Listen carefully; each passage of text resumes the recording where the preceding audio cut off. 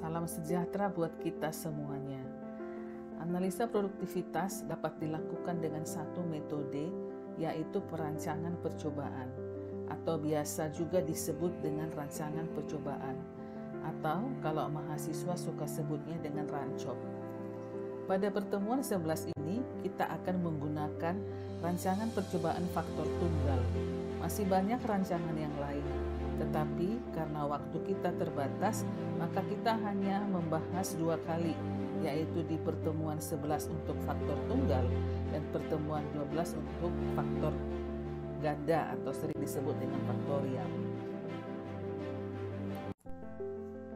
Pada pertemuan ini, saya, Megawati Siahaan, dosen pengampu untuk mata kuliah analisa produktivitas, akan memandu saudara-saudara semuanya. Selamat belajar.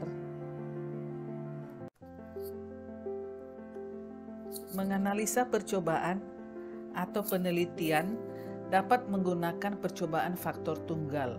Faktor tunggal disebut juga sebagai faktor tunggal apabila pada percobaan tersebut hanya satu faktor saja yang berbeda, sedangkan faktor lainnya adalah sama atau tetap. Contoh, pengujian pemupukan yang menguji beberapa dosis pupuk tunggal, maka yang menyebabkan perbedaan adalah dosis pupuk tunggal, sedangkan perlakuan-perlakuan yang lainnya seragam. Misalnya, apabila kita lakukan penyiraman, maka seluruh plot disiram dengan volume air yang sama. Demikian juga pengendalian hama penyakit dan gulma atau pemupukan, semuanya menggunakan dosis yang sama. Jadi, yang menyebabkan perbedaan hanya faktor tunggal tersebut yang akan diuji. Yang kedua, pengujian insektisida yang menguji beberapa jenis insektisida. Jadi, penyebab perbedaan di percobaan tersebut adalah jenis insektisidanya. Faktor-faktor lain memperoleh metode dan dosis yang sama. Contoh yang ketiga, pengujian populasi tanaman yang menguji berbagai kerapatan tanam. Maka, perbedaan di plot tersebut disebabkan oleh kerapatan tanaman yang berbeda. Sebagai gambaran, grup rancangan yang digunakan untuk percobaan faktor tunggal cukup banyak. Dapat dibagi dalam 2 kelompok utama, yaitu rancangan percobaan lengkap. Contohnya adalah rancangan acak lengkap atau disingkat dengan RAL. Kemudian kelompok lengkap acak atau KLA atau rancangan bujur sangkar Latin. Jadi 3 ini adalah contoh untuk rancangan kelompok lengkap.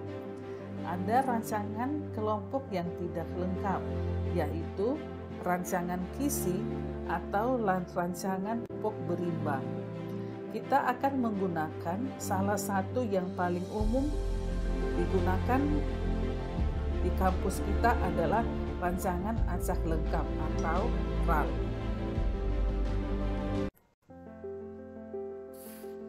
Rancangan acak lengkap atau RAL digunakan pada lingkungan yang terkontrol sehingga bisa diatur supaya homogen. Contoh lingkungan yang homogen adalah laboratorium, penanaman di polybag, penanaman di rumah kaca, dan lain-lain. Untuk percobaan di lapangan, jarang menggunakan rancangan acak lengkap. Salah satu hal yang membedakan rancangan yang satu dengan yang lainnya adalah pengacakan dan penataan atau pengaturan plot. Pengacakan dan penataan untuk RAL adalah pertama, tentukan jumlah petak percobaan atau N. Jumlah petak adalah perkalian antara jumlah perlakuan atau T dan jumlah ulangan atau R. Maka N sama dengan T dikali R. Langkah yang kedua, tentukan petak untuk setiap percobaan dengan cara yang umum, misalnya berurutan dari 1 sampai N. Jadi kalau tadi jumlah petaknya misalnya adalah N sama dengan T kali R, apabila T-nya 4, R-nya 5, 20, maka jumlah jumlah petaknya adalah 20, maka kita urutkanlah jumlah petak tersebut di lapangan. Langkah yang ketiga, tentukan perlakuan pada petak percobaan dengan pengacakan menggunakan tabel bilangan acak atau menggunakan kartu. Jadi prinsipnya setiap perlakuan memiliki peluang atau kesempatan yang sama untuk diletakkan pada satu plot penelitian. Berikut ini cara mengacak dan menyusun petak percobaan. Ada 4 taraf perlakuan, yaitu A, B, C, D. Ya, ada 4 tarafnya, yaitu A, B, C, D. Masing-masing diulang 5 kali, sehingga taraf A jumlahnya 5, taraf B jumlahnya 5, taraf C jumlahnya 5, dan taraf D jumlahnya 5. Sehingga total seluruh plot penelitian adalah 20, atau angka 20 berasal dari jumlah taraf, dalam hal ini 4, dikalikan dengan banyaknya ulangan 5, sehingga hasilnya 20. Maka disusunlah petak seperti pada slide ini, yaitu berjumlah 4 kali 5. Jadi totalnya 20 petak, susunannya 4 kali 5. Masing-masing taraf memiliki peluang yang sama untuk menempati satu petak. Maka digunakanlah kartu yang jumlahnya 20 dengan rincian 5 huruf A, 5 huruf B, dan seterusnya. Kemudian kartu tersebut diacak dan dicabut satu persatu, dan huruf yang keluar dituliskan di petak penelitian. Jadi kalau misalnya huruf yang keluar itu adalah huruf B, maka plot B kita lakukan di plot yang ke-1. Nah, kemudian kita cabut lagi kartunya, keluar huruf A, maka A itu diletakkan di nomor 2. Kita cabut lagi kartunya, keluar D, maka D itu diletakkan di nomor 3. Begitu ya. Jadi pertama sekali susun dulu angkanya, kemudian setelah itu cabut kartunya. Itulah cara mengacak, membuat nomor acak, dan menata plot penelitian kalau rancangan yang digunakan adalah rancangan acak lengkap.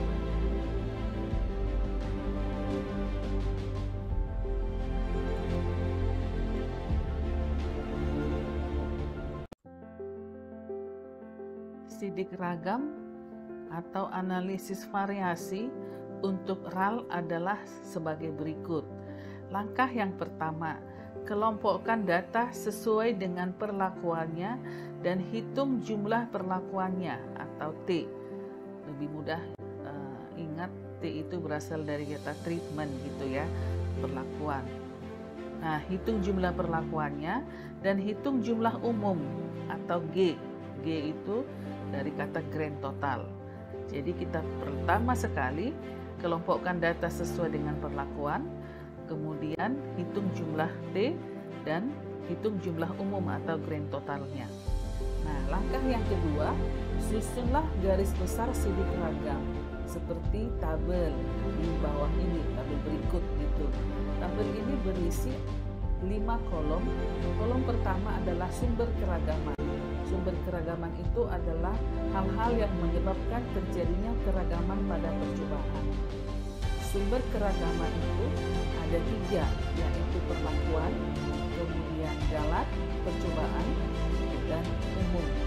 Kemudian pada kolom kedua derajat bebas, kolom ketiga jumlah kuadrat, kolom keempat kuadrat tengah, kolom kelima F hitung, kolom keenam itu adalah F tabel.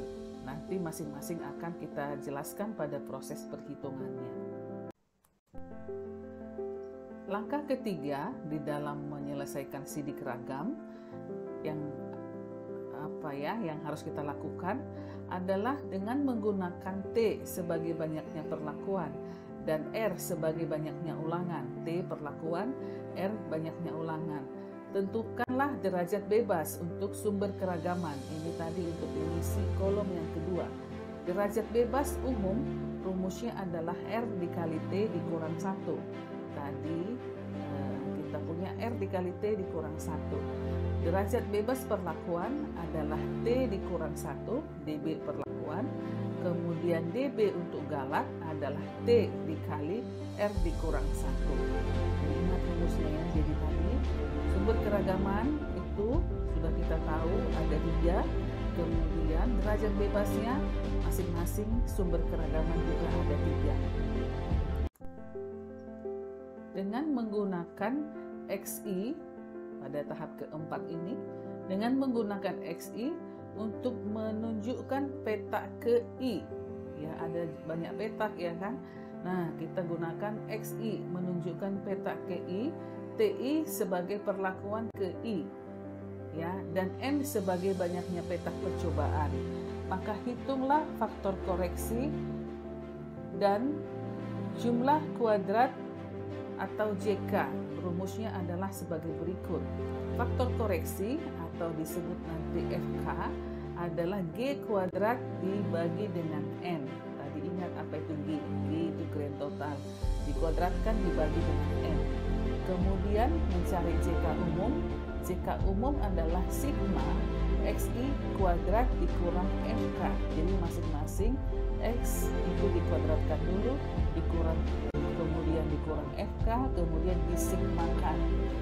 Kemudian JK perlakuan adalah sigma TI kuadrat dibagi dengan R, kemudian hasilnya itu dikurangi dengan FK.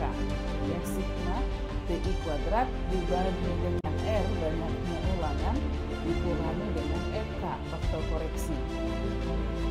Selanjutnya JK galat adalah JK umum dikurangi dengan JK perlakuan. Ini hasilnya masukkan di tabel analisis varians.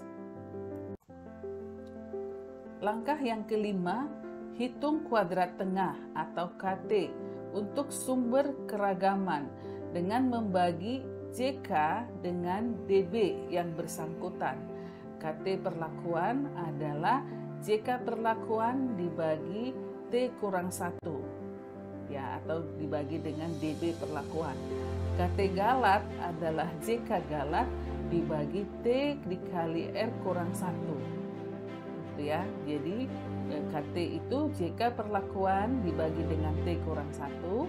KT galat adalah JK galat dibagi dengan T kali R dikurang 1. Langkah keenam, hitunglah nilai F untuk menguji beda nyata perbedaan perlakuan. F sama dengan KT perlakuan dibagi dengan KT galat. Nah, apabila nilai F sudah ketemu, kerjakan atau masukkan di kolom F.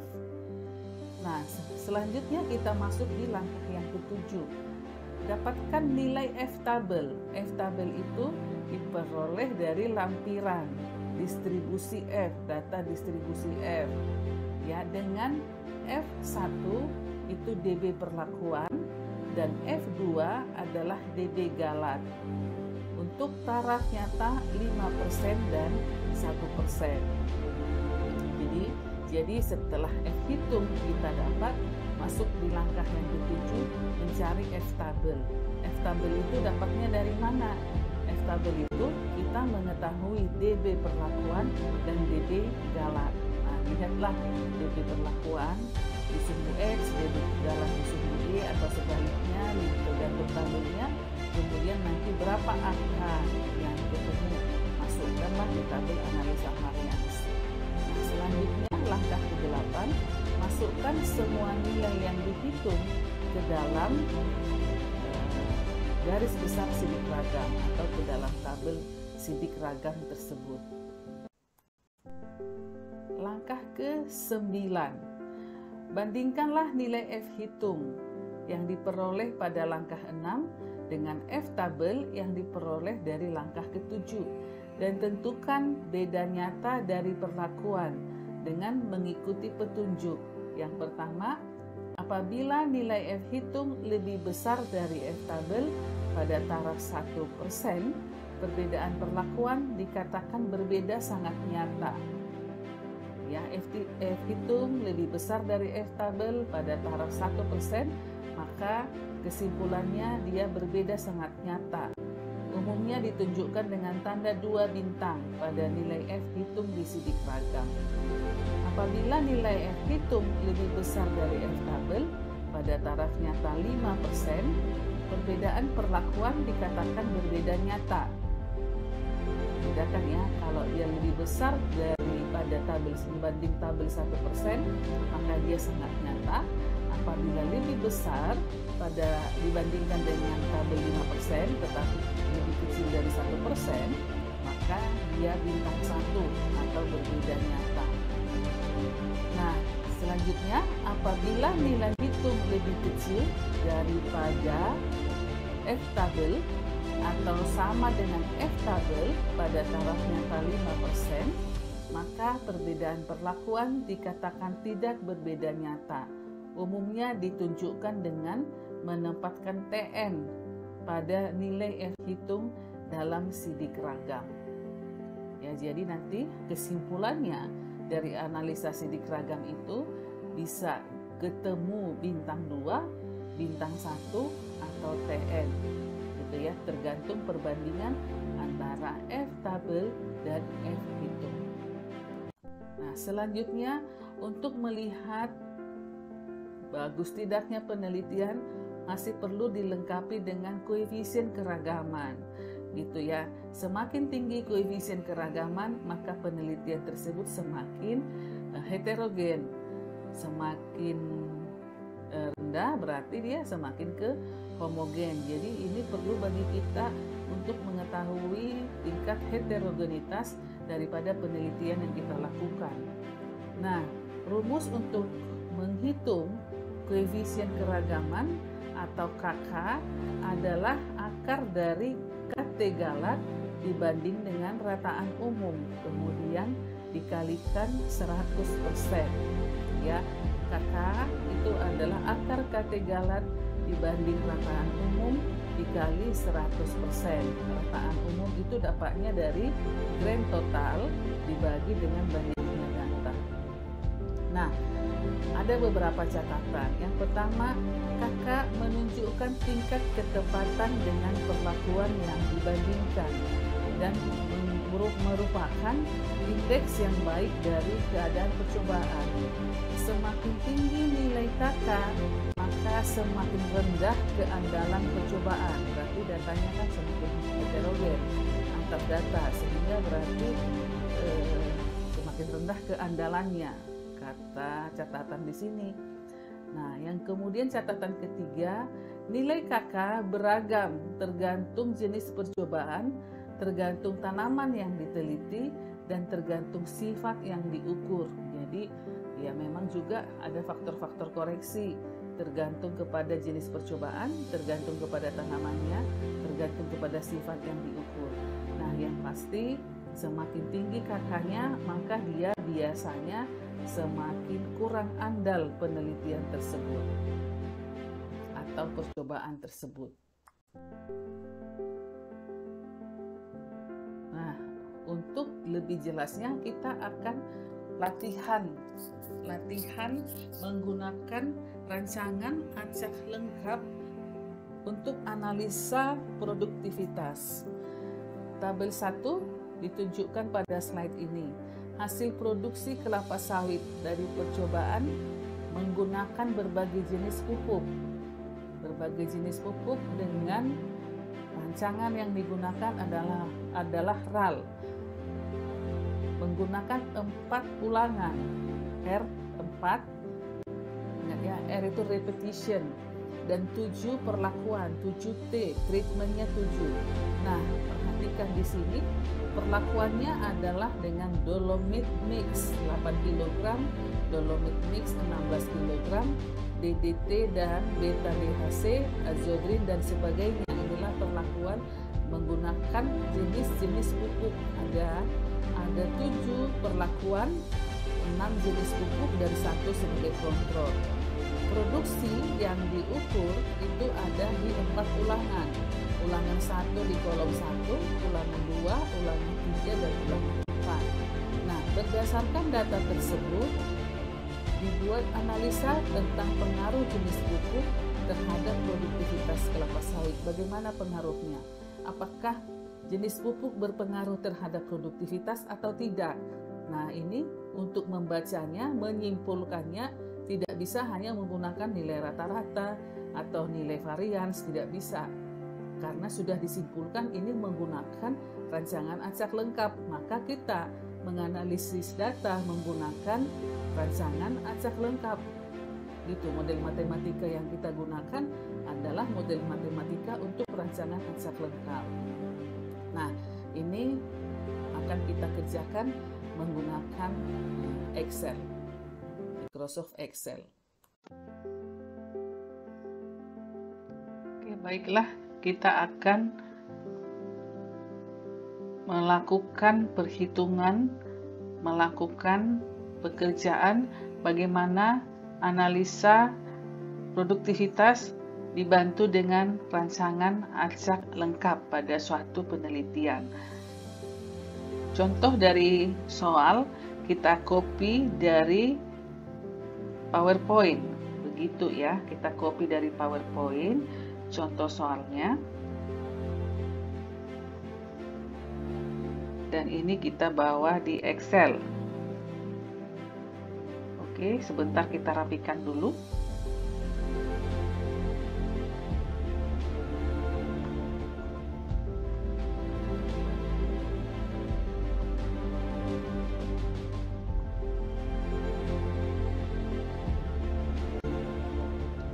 Jadi di sini ada perlakuan aplikasi pupuk ya, satu perlakuan aplikasi pupuk atau jenis pupuk yang digunakan di dalam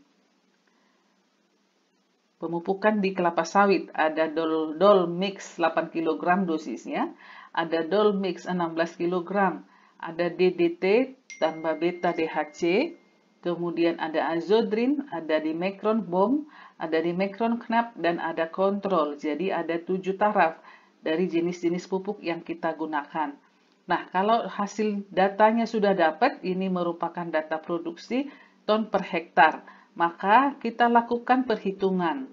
Gitu ya. Nah, ingat bahwa untuk melanjutkan rancangan acak lengkap ini, yang dibutuhkan adalah tabel analisa sidik ragam. Coba lihat di PowerPoint tabel analisa sidik ragam yang akan kita gunakan kalau rancangan yang digunakan adalah rancangan acak lengkap. Ini saya copy dari PowerPoint-nya. Nah, ini dia tabel analisa sidik ragamnya. Kalau sudah ketemu ini, ikuti tahapan-tahapan yang akan kita lakukan dalam menganalisa. Tahap pertama, kita akan mencari derajat bebas. Lihat tabel daripada sidik ragam gitu ya. Tabel itu menunjukkan kita pertama sekali mencari derajat bebas. Ini saya sudah copy. Lihat apa rumus derajat bebas. DB umum, R kali T dikurang 1. R-nya itu adalah repetition, kemudian T-nya itu adalah treatment. Jadi dia adalah berapa kali ulangan. Jumlah ulangannya ada 4 dikalikan dengan jumlah perlakuannya tadi ada 7, kemudian ini dikurangi dengan 1. Jadi DB umum itu adalah 27. Ya, 27. Kemudian DB perlakuan T dikurang 1. Perlakuan kita jumlahnya ada 2467. Maka DB perlakuan itu adalah 7 dikurang 1, yaitu 6. Kemudian galatnya itu adalah boleh dari DB umum dikurangi dengan DB perlakuan. Ya, atau T dikali R dikurang 1. Ini adalah DB perlakuan. Nah, setelah itu kita akan mencari jumlah kuadrat. Saya ganti dulu rumusnya ini. kita akan mencari jumlah kuadrat. Jumlah kuadrat dapatnya dari mana? Nah, kita copy dulu supaya lebih mudah ya, cara kerjanya lebih mudah. Saya sekalian menunjukkan rumus-rumusnya. Pertama sekali kita harus cari dulu faktor koreksi. Faktor koreksi itu atau FK rumusnya G2 kuadrat, G kuadrat dibagi dengan N. G itu grand total, jadi totalkan dulu seluruh data. Kita mencari grand total, G. Apa rumusnya G itu?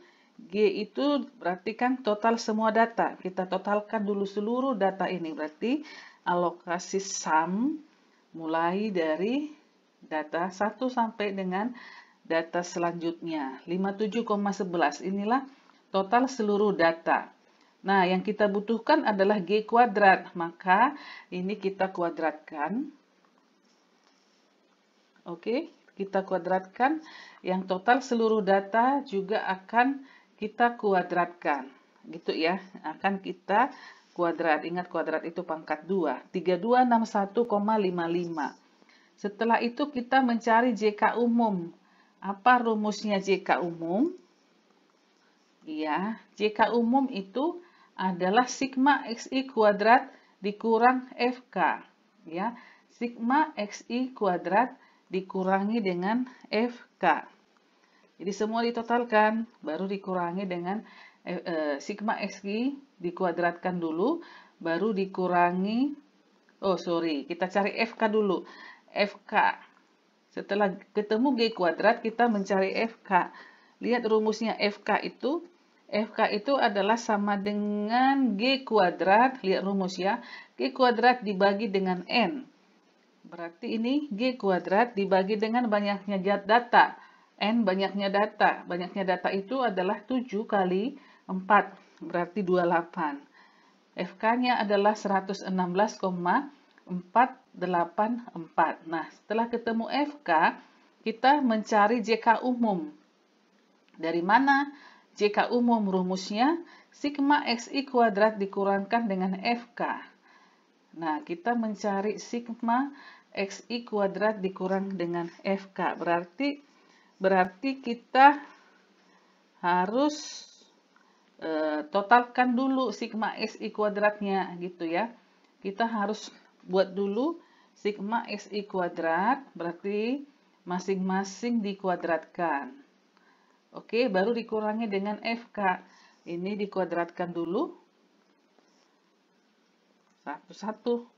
Boleh juga tidak satu-satu ya. Langsung bisa. Oke, kemudian semuanya dikuadratkan.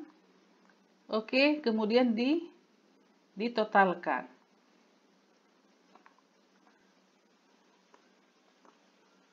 Ya, kemudian ditotalkan sigma XI kuadrat. Berarti ini ditotalkan sum ya. Sum, kemudian ini semua ditotalkan. Lihat rumusnya sigma XI kuadrat JK umum. Sigma XI kuadrat dikurangi dengan FK. Oke, JK umumnya 7,57. Setelah ketemu JK umum, kita mencari JK perlakuan.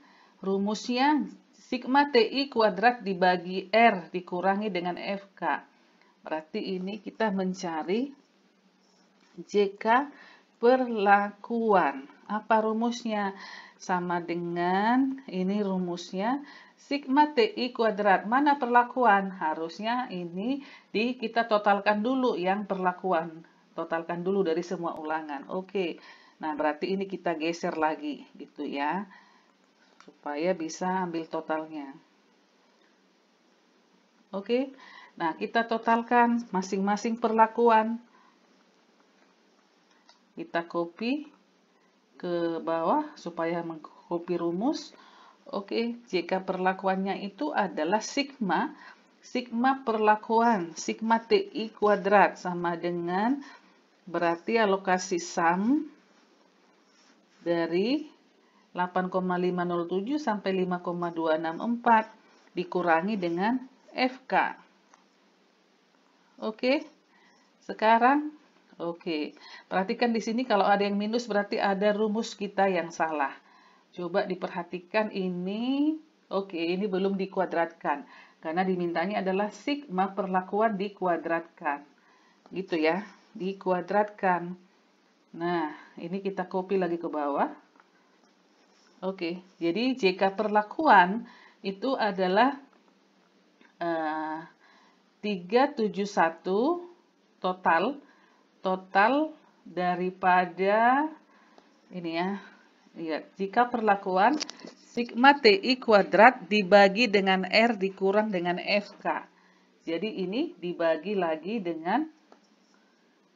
dengan banyaknya ulangan. Banyaknya ulangan kita adalah 4. Baru dikurang FK. Hasilnya 5,58. JK galat sama dengan JK umum dikurang JK perlakuan.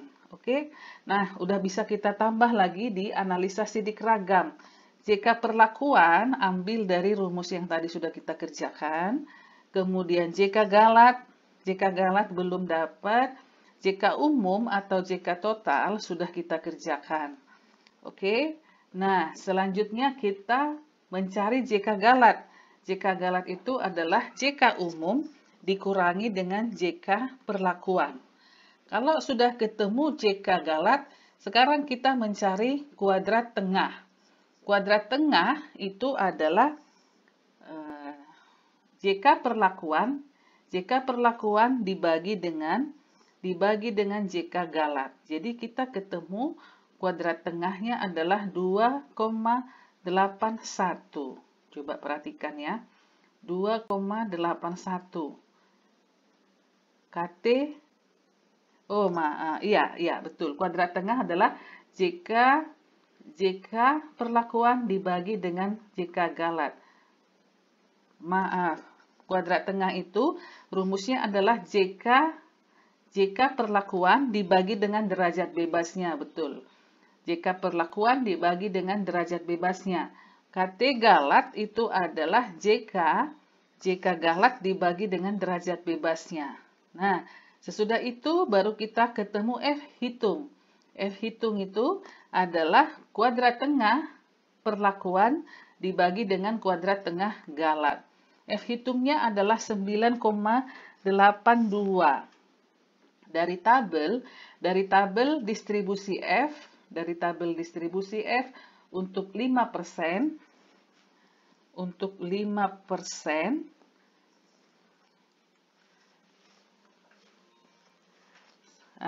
saya sudah lihat dari tabel distribusi. Nah, kita cek kembali tabel distribusi F dengan pembilang 6 dan penyebutnya 21. Cek tabel distribusi F gitu. Bisa diambil dari buku statistika atau buka dari internet.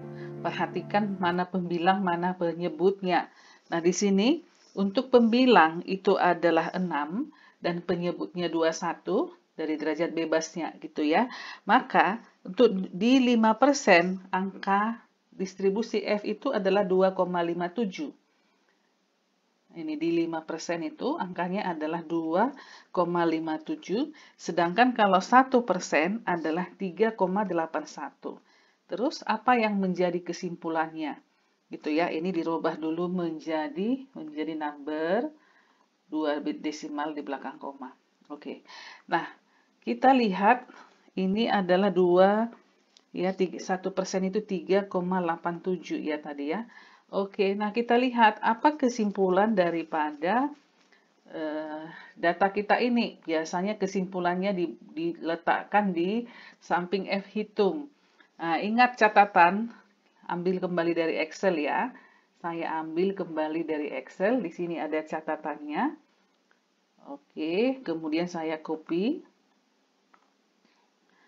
Di sini, apabila F hitung, ya kan, ini ya, apabila F hitung lebih besar dari F tabel pada taraf 1%, maka dia berbeda sangat nyata. Dinyatakan dengan bintang 2 pada nilai F hitung di sidik ragam. Jadi, apabila F hitung lebih besar dari F tabel 1%, maka dia dinyatakan dengan bintang 2. Berarti apa? Berarti jenis-jenis pupuk tersebut berpengaruhnya sangat nyata terhadap produksi ton per hektar kelapa sawit, gitu ya. Jadi hasilnya bisa kita sebut bahwa aplikasi 7 jenis pupuk berpengaruh sangat nyata terhadap produksi tanaman kelapa sawit. Sedangkan apabila kita baca dari 5%, berarti kalau lebih besar dia dari 5%, diawali dengan bintang 1. Nah, kemudian kita cek kembali ke 1%, dia lebih besar dari 1%, maka dia menjadi bintang 2. Nah, gitu cara membaca hasil analisa menggunakan distribusi data yang sudah kita dengan rancangan acak lengkap. Nah, berarti jenis-jenis pupuk ini adalah berpengaruh terhadap produksi kelapa sawit. Kenapa? Ada jenisnya di sini, dosisnya pun beda gitu ya. Oke, nanti kita dalami lagi. Nah, ini adalah sekedar contoh bagaimana menggunakan rancangan acak lengkap di dalam analisa produktivitas, gitu ya. Di dalam analisa produktivitas. Setelah data ini ketemu, maka kadang-kadang dilengkapi dengan koefisien keragaman. Mencari koefisien keragaman. Ingat kembali apa rumus daripada koefisien keragaman. Ini rumusnya. Koefisien keragaman itu adalah akar kate galak dibagi rataan umum dikali 100%. Ya, biasanya dibuat di bawah ini. Kakak, ya, rumusnya adalah akar kate galak. Berarti mana kate galat? Akar kate galat diakarkan pangkat 0,5 dibagi dengan rataan umum. Dibagi dengan rataan umum. Mana rata-rata? Rata-rata belum diambil ya. Belum kita ambil ya. Inilah kita ratakan. Kita rumus average. Yang mana mau dirata-ratakan? Average dari ini. Oke. Dibagi dengan rataan umum dikalikan dengan 100%. Oke. Hasilnya adalah 0,15. Coba kita cek dulu, jangan dikali 100%. Hasilnya adalah 0,15. Maka ini dikali dengan 100 untuk mencari persennya. Jadi koefisien keragamannya adalah 15. Nah, satuannya ini adalah 15%. Jadi sini bisa kita lihat catatan. Apabila koefisien keragamannya tinggi, maka keandalan percobaan itu rendah. Semakin tinggi KK. Nilai KK tergantung kepada jenis percobaan, tanaman, dan sifat yang diukur. Jadi kalau 15,09% ini biasanya kalau dia di bawah daripada ya 50% biasanya sudah keandalannya sudah bisa digunakan. Kalau ini 15%, keandalannya sudah bisa kita gunakan kalau untuk data penelitian lapangan. Ya, data penelitian lapangan. Nanti coba dicek di jurnal-jurnal. Berapa rata-rata koefisien keragaman untuk penelitian lapangan. Oke, jadi berdasarkan data ini bisa kita menemukan apakah aplikasi perlakuan berpengaruh nyata terhadap parameter yang diuji. Ini berpengaruh sangat nyata.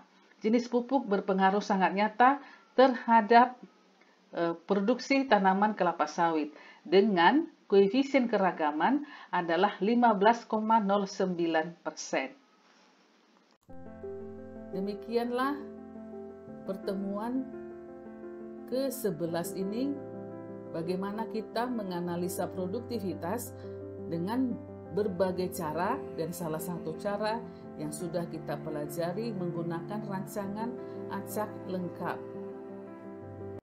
Ya, dan ini rancangan yang biasa digunakan di laboratorium atau di tempat-tempat yang bisa dikontrol atau dikendalikan. Ya, sehingga